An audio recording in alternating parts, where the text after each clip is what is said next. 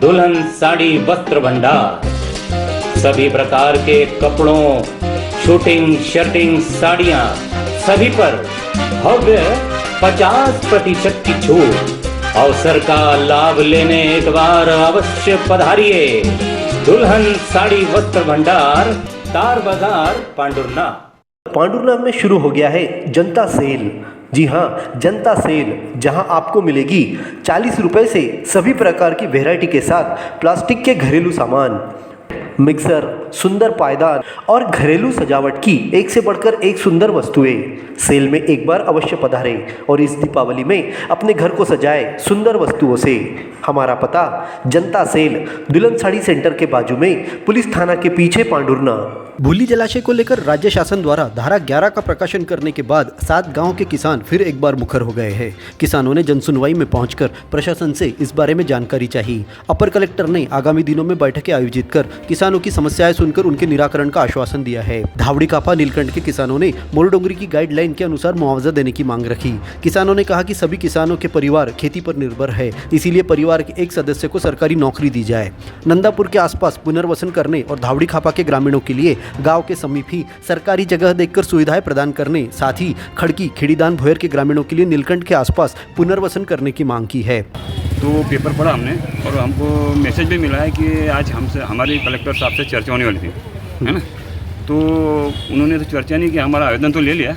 हमने बोला सर या हम ये हर एक किसान यहाँ पे आके यानी आपसे मिल नहीं सकते, आप हमारे गांव में आके चौपर लगाइए, हमको समझाएं क्या क्या हमारी परिस्थिति है, हमारा क्या रेट देंगे, हम हमारा पुनर्वास कहाँ पे होगा, है ना। गाइडलाइन में जो वर्तमान में विसंगतियां हैं, ये काफ़ी अंतर है, समान किया जाए। डूब क्षेत्र में जो सबसे बड़ी गाइडलाइन है उसको सब पर लागू किया जाए। ऐसा नहीं कि छोटी से इस एरिया का बड़ा मुआवजा दे देंगे और जिनकी मेन ज़मीनें जा रही है खेती किसानी वाली जो मेन है वो भुगतते बैठेंगे। विकास आपको करना है तो सभी दृष्टिकोण से करिए। जिन किसानों की ज़मीन के ऊपर आप विकास कर रहे हैं वो किसान भुक्तभोगी न बने।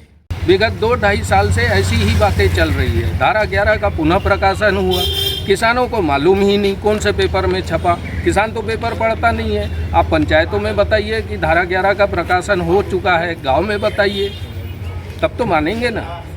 जिन किसानों की आधी जमीन ही जलाशय में जा रही है, किसानों ने उनकी पूरी जमीन अधिग्रहित करने के साथ ही बिना किसानों की सहमति के उनके बैंक खातों में राशि नहीं डालने और इस प्रक्रिया में आधार नंबर का प्रयोग करने की मांग की है।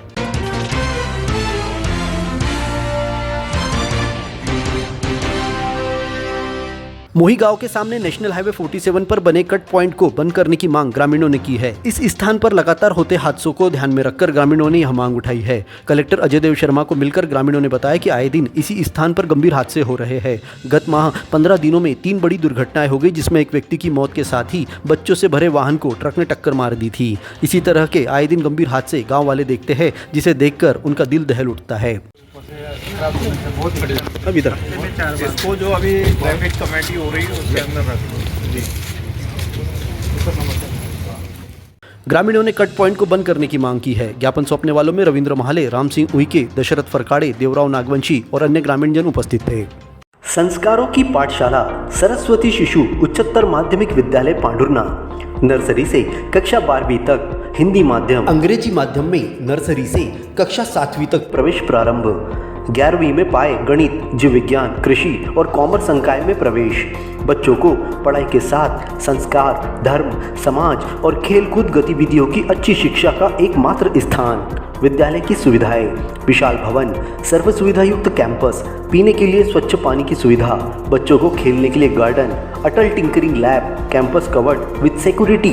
अपने बच्चे के सुनहरे भविष्य के लिए प्रवेश हेतु संपर्क करें। सरस्वती शिशु उच्चतर माध्यमिक विद्यालय, शंकर नगर, पारडी रोड, पांडुरना।